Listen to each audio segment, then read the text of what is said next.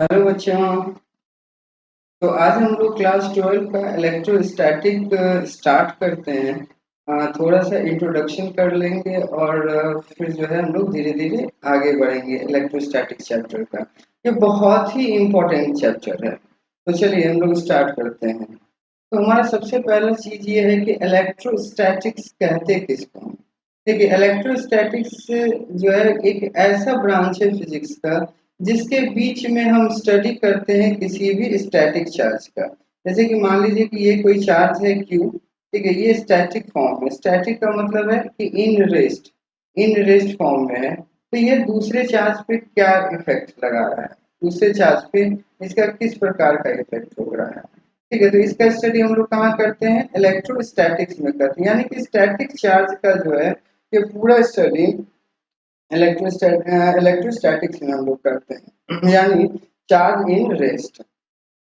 अब देखिए, मैं थोड़ा सा ना पीछे लेके चलता हूँ। बात 700 बीसी की है। एक महान ग्रीक फिलोसफर थेल्स साहब थे, जिन्होंने सबसे पहले एम्बर के रड को बिल्ली के खाल के साथ रब किया। तो उन्होंने पाया कि ये जो एम्बर है उस वो कागज के छोटे छोटे टुकड़े को अपनी तरफ आकर्षित कर रहा है।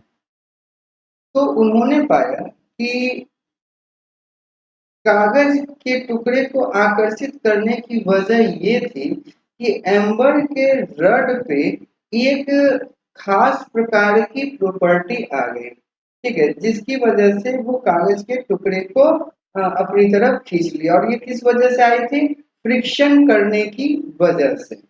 अब बात तो ये हो गई, लेकिन इस दिशा में लगभग 2000 साल तक कोई भी काम नहीं हुआ। फिर सन 1600 ईस्वी के आसपास महारानी एलिजाबेथ के चिकित्सक डॉक्टर गिलबर्ट ने यह कहा कि ये सिर्फ एम्बर के रड से ही नहीं, ये बहुत सारे ऐसे मटेरियल हैं जिनको किसी मटेरियल के साथ रब करने के बाद वो कागज के छोटे छोटे टुकड़े को अपनी तरफ आकर्षित कर लेता है। जैसे एग्जांपल में आप एवोनाइट के छड़ को मान लीजिए, एवोनाइट के रॉड को मान लीजिए। ठीक है, तो इस प्रकार से बहुत सारी चीजें। ये प्लास्टिक का फॉर्म जो होता है, जब हम अपने सूखे बाल से रगड़ते हैं तो वो भी क्या हो जाता है, कागज के छोटे छोटे टुकड़े को अपनी तरफ आकर्षित कर लेता है।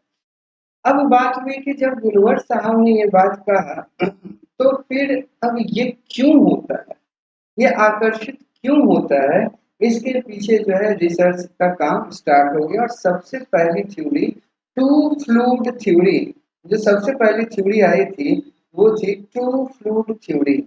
टू फ्लूइड थ्योरी, इसके जो सूत्रपात थे वो थे डूफे साहब। कौन थे, डूफे साहब। ठीक है, और इनके साथ रॉबर्ट सीमर। ठीक है, रॉबर्ट सीमर आके इन दोनों ने मिलकर एक टू फ्लूइड थ्योरी को जो है लेके आए। उन्होंने कहा कि हर मतलब उन्होंने इस तरह से ये कहा कि एक जो आकर्षण और विकर्षण यानी टू फ्लूइड, यानी दोनों एक दूसरे में अपनी प्रॉपर्टी ट्रांसफर कर रही है। यानी इससे निकलकर इसमें जा रहा है और इससे निकलकर इसमें आ रहा है। ये किसका कहना था, टू फ्लूइड थ्योरी में डूफे साहब और सिमर का कहना था। फिर दूसरी जो थ्योरी लेके आए वो लेकर आए one fluid theory. One fluid theory, इसके सूत्रपात थे आपके वॉटसन, सर वॉटसन। ठीक है, सर वॉटसन, और इनके साथ जुड़ गया Benjamin Franklin. Benjamin Franklin Benjamin Franklin आके जुटा और उन्होंने कहा कि नहीं, वन फ्लूइड थ्योरी के अंतर्गत ट्रांसफर सिर्फ एक से दूसरे में हो रहा है। और यही फ्रैंकलिन ने सबसे पहले बताया कि चार्ज दो प्रकार के होते हैं, एक होता है पॉजिटिव चार्ज और दूसरा होता है नेगेटिव चार्ज। ये सबसे पहले बताने वाले साइंटिस्ट कौन थे, ये फ्रैंकलिन थे। लेकिन लेकिन यहाँ पर बात समझने वाली ये है कि इससे पहले, मैं आगे भी आऊंगा आज की क्लास में, इस बात को रेसिनस और विट्रस के रूप में थेल्स सर ने पहले ही कर दिया था। ठीक है, और इसी बात को उन्होंने विथ एक्सपेरिमेंट फ्रैंकलिन साहब ने, बेंजामिन फ्रैंकलिन ने इसको क्या किया, साबित कर दिया। ठीक है, विभिन्न प्रकार के एक्सपेरिमेंट करने के बाद। अब देखिए चार्ज होता क्या है, तो हमने ऐसे लिखते हैं, ठीक है, इसके बहुत सारे डेफिनेशन हो सकते हैं। मैं कहता हूँ कि चार्ज एक ऐसा एडिशनल प्रॉपर्टी है, एक ऐसा प्रॉपर्टी है प्रोटॉन और इलेक्ट्रॉन का, जो कि दोनों के बीच में, जो कि इलेक्ट्रिकल फोर्स को राइज करता है, उनके बीच इलेक्ट्रिकल फोर्स को राइज करता है, और यही चीज कहलाता है आपका इलेक्ट्रिकल चार्ज। अब इलेक्ट्रिकल चार्ज में आता है डुअलिटी ऑफ चार्ज, यानी कि there are two types of charge, positive charge और नेगेटिव चार्ज। जैसा कि मैंने कहा कि इसके बारे में सबसे पहले बेंजामिन फ्रैंकलिन सर ने बोल दिया था, लेकिन इसके बारे में ये होता कैसे है, ये थ्योरी जो है उन्होंने जो कहा कि एक से निकल के दूसरे में जा रही है, ठीक है, तो ये तो उन्होंने कर दिया, लेकिन किस वजह से क्या जा रहा है क्या नहीं जा रहा है, कौन सा चार्ज जा रहा है, ये डिफाइन जो उन्होंने किया था, ये पूरी तरीके से सेटिस्फाइड नहीं हुए। फिर हमारा जो आया वो आया मॉडर्न इलेक्ट्रॉन थ्योरी। कौन सा थ्योरी आया? Modern electron theory, modern electron electron theory theory ठीक है। अब जैसे कि ड्युअलिटी चार्ज में पॉजिटिव चार्ज और नेगेटिव चार्ज क्या होता है, ये हम आगे भी आपको तुरंत बताते हैं। मान लेते हैं कि ये कोई न्यूक्लियस है जिसमें प्रोटॉन और न्यूट्रॉन रखा हुआ है, और ये इसके आउटर सेल पे जो है, ये एक इलेक्ट्रॉन, दो, तीन, चार, पांच, ठीक है, और ये दूसरा न्यूक्लियस है, ठीक है, ये पॉजिटिव ये नेगेटिव, इसके आउटर सरफेस पे कितने इलेक्ट्रॉन हैं? तीन इलेक्ट्रॉन, एक, दो, तीन, ऐसा हम एज्यूम कर लेते हैं, three electron. Before before the before they rubbed before they rubbed ठीक है, number of proton is equal to 5 and number of electron is 5. Before rubbed, number of proton is equal to 3, number of electron is equal to 3.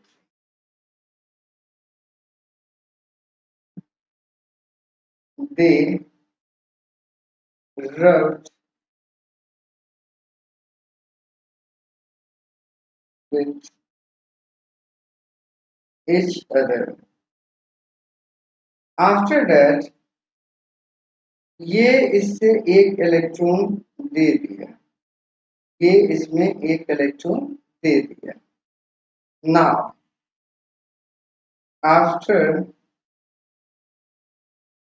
rubbed, number of proton इसमें ये है 5, और एक electron के आ जाने से क्या हो गया, यहाँ पर एक इलेक्ट्रॉन आ गया, और यहाँ से मान लेते हैं एक इलेक्ट्रॉन चला गया।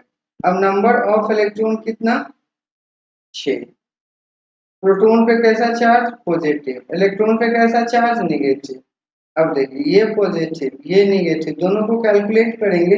अभी तो ये इलेक्ट्रिकली न्यूट्रल था, अब ये क्या हो गया, इसमें -1 चार्ज आ गया, यानी कि ये नेगेटिवली चार्ज हो गया। अब देखिए, यानी वैसा चार्ज जो इलेक्ट्रॉन को ले रहा है, ठीक है, वह वो कौन सा चार्ज कहलाता है? नेगेटिव चार्ज कहलाता है। जैसे कि आप भी किसी को 10 रुपया दे देते हो, तो वो 10 रुपये का क्या हो जाता है? कर्जदार हो जाता है, और ये कर्ज क्या कहलाता है? नेगेटिव कहलाता है, ठीक है। फिर देखिए, after rubbed, number of proton 3 but number of electron is 2। ये प्लस ये माइनस, ठीक है, ये प्लस ये माइनस, अब ये क्या हो जाएगा? +1, यानी कि ये पॉजिटिवली चार्ज हो जाएगा। यानी कि जो गेनर है, ठीक है, जो गेनर है, जो गेन कर रहा है, गेन ऑफ इलेक्ट्रॉन, उस पर कैसा चार्ज होता है? गेन ऑफ इलेक्ट्रॉन उस पर कैसा चार्ज होता है? आपका नेगेटिव। और जो डोनेट कर रहा है, डोनर है, ठीक है, वो उस पे कैसा चार्ज होता है, पॉजिटिव। और ये किससे साबित हुआ, मॉडर्न इलेक्ट्रॉन थ्योरी के। इसके जनक आप थॉमसन साहब को कह सकते हैं, रदरफोर्ड साहब को कह सकते हैं, आप नील बोर साहब को कहते हैं। इन्होंने ही सबसे पहले ये पता लगाया कि भैया ट्रांसफर होने का काम जो है वो कौन करता है, इलेक्ट्रॉन करता है। प्रोटॉन और न्यूट्रॉन जो है अपने न्यूक्लियस में स्टेबल होता है। अब देखिए फ्रिक्शनल इलेक्ट्रिसिटी किसको कहते हैं।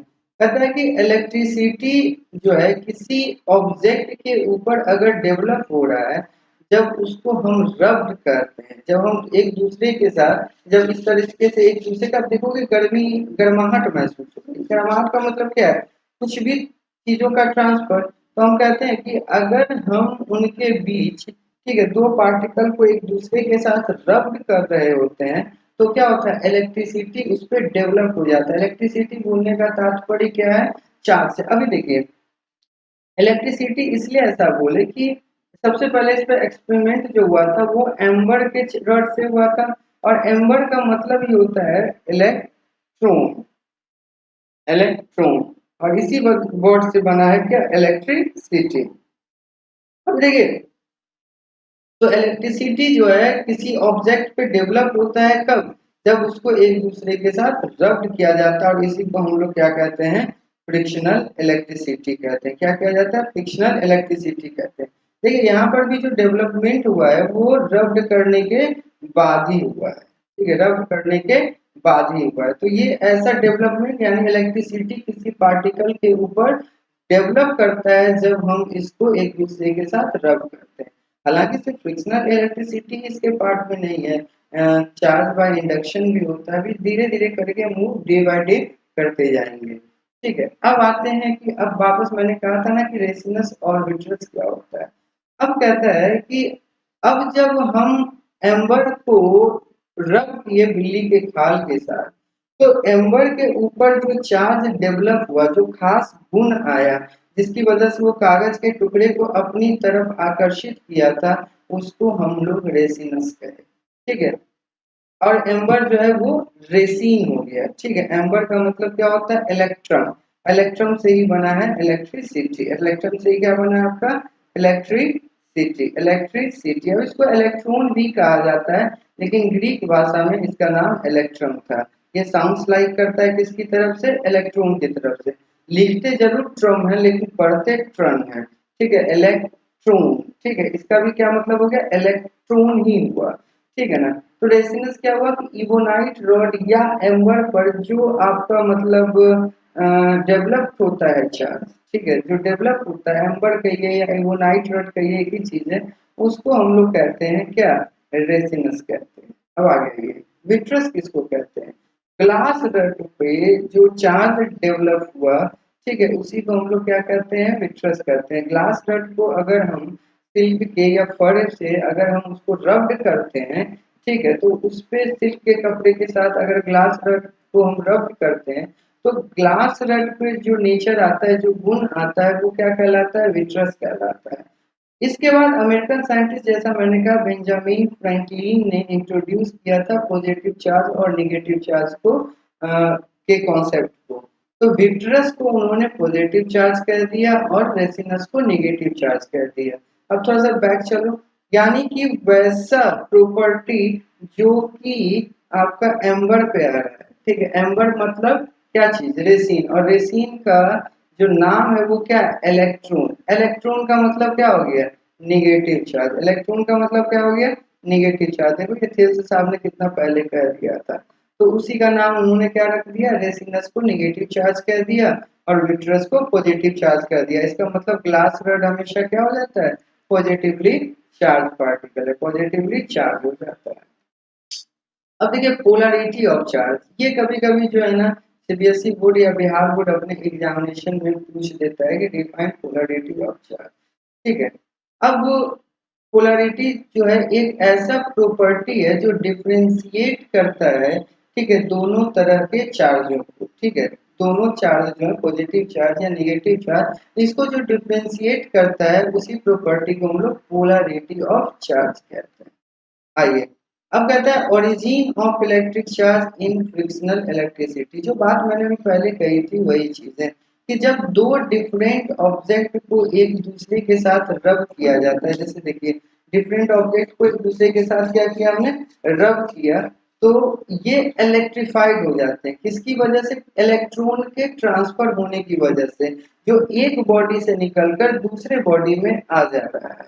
ठीक है, अब देखिए जो बॉडी इलेक्ट्रॉन को गेन कर रहा है वो निगेटिवली चार्ज हो रहा है, और जो बॉडी इलेक्ट्रॉन को लूज कर रहा है, ठीक है, वहां पर क्या हो जा रहा है, पॉजिटिवली चार्ज हो रहा है। बस यही दोनों में अंतर है। ठीक है, अब देखिए आप जानते हैं, ठीक है, कि जो मैग्नीट्यूड ऑफ चार्ज होता है प्रोटॉन और इलेक्ट्रॉन का, वो इक्वल होता है, सेम होता है, इसीलिए एटम जो है वो इलेक्ट्रिकली न्यूट्रल हो जाता है। ये तो क्लास 10th की बात है। अब कहता है इलेक्ट्रोस्टैटिक फोर्स ऑफ अट्रैक्शन जो इलेक्ट्रॉन और न्यूक्लियस के बीच में है वो बहुत कमजोर हो जाता है। किसके कंपेयर में, प्रोटॉन और न्यूट्रॉन के बीच जो है, प्रोटॉन और न्यूट्रॉन के बीच जो न्यूक्लियर फोर्स लग रहा है न्यूक्लियस के द्वारा, ठीक है, जो प्रोटॉन और न्यूट्रॉन पे न्यूक्लियस के द्वारा जो है वो अगर आपका न्यूक्लियर फोर्स लग रहा है, उसके कंपेयर में इलेक्ट्रॉन और न्यूक्लियस के बीच लगने वाला इलेक्ट्रोस्टैटिक फोर्स ऑफ अट्रैक्शन बहुत वीक होता है। अब ये पॉइंट इसलिए मैंने लिखा क्योंकि अक्सर हम बच्चे हमसे ये कह देते हैं कि सर आप ये बताओ कि हर ये जो मतलब ट्रांसफर का काम इलेक्ट्रॉन ही क्यों करता है, प्रोटॉन क्यों नहीं करता है। तो मैं अक्सर ये कहता हूँ कि आप जान लो कि इलेक्ट्रॉन का जो फोर्स ऑफ अट्रैक्शन है, जैसे कि मान लीजिए कि ये आपका न्यूक्लियस है, ये क्या है आपका न्यूक्लियस है, और इसके चारों तरफ जो है वो एक सेल लगा हुआ है, और यहाँ पर मान लीजिए कि इलेक्ट्रॉन। तो न्यूक्लियस और इलेक्ट्रॉन के बीच में लगने वाला इलेक्ट्रोस्टैटिक फोर्स, ठीक है, न्यूक्लियस के अंदर प्रोटॉन और न्यूट्रॉन, जो न्यूक्लियस अपने अंदर प्रोटॉन और न्यूट्रॉन पर न्यूक्लियर फोर्स लगा रहा है, तो न्यूक्लियर फोर्स बहुत बहुत बहुत बड़ा हो जाता है इस attraction force between nucleus and electron. अब इसकी वजह से जब हम रब्ड करते हैं तो ये कमजोर होता है। कौन कमजोर होता है, इलेक्ट्रॉन।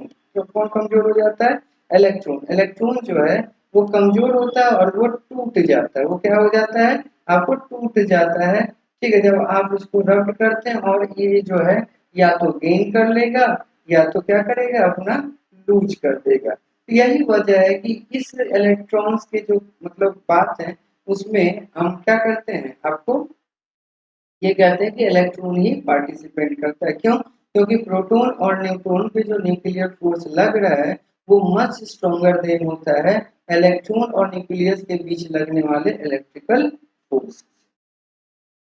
अब देखिए लीनियर चार्ज डेंसिटी, हम मान लें लीनियर चार्ज डेंसिटी किसको कहते हैं, चार्ज पर unit length is called linear charge. अब इसको लैम्डा से डिनोट किया जाता है और इसकी जो यूनिट होती है वो कूलम मीटर इनवर्स 1 होती है। क्या होती है, कूलम कूलम मीटर इनवर्स 1। ठीक है, मान लेते हैं कि एल लेंथ का कोई, लंबाई का कोई मैटर है, कोई पदार्थ है, उस पर टोटल अमाउंट ऑफ चार्ज जो है वो क्यू रखा हुआ है। ठीक है, तो लैम्डा बराबर क्या हो जाता है, चार्ज बटा लेंथ। क्यों, क्योंकि इसका डेफिनेशन ये चार्ज पर unit length is called linear charge density. ठीक है, इसका यूज बहुत है आगे चल के, कैसे क्वेश्चंस बनाने में बहुत ज्यादा यूज है। सरफेस, सरफेस का मतलब क्या होता है, जैसे कि मान लीजिए ये हाथ है तो ये पूरा जो है वो क्या है, हमारा सरफेस है। ठीक है, सरफेस का मतलब ही होता है एरिया। तो सरफेस चार्ज डेंसिटी को हम कैसे कहते हैं, चार्ज पर यूनिट एरिया। मान लीजिए कि एल लेंथ का और बी ब्रेथ का कोई रेक्टेंगुलर सरफेस है और इस पे total amount of charge Q से रखा हुआ है।